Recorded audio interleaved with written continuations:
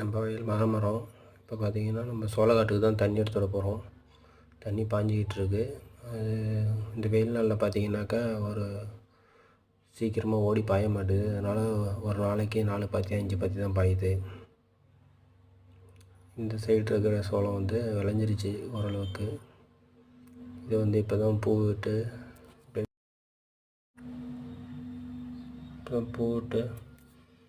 இருக்கு. பேபி கன் மாரி இப்போ தான் இந்தமாரி இருக்குது. இன்னும் கொஞ்சம் முன்னாடியே விட்டுருந்தாக்கா இந்நேரம் விளைஞ்சிருக்கும்.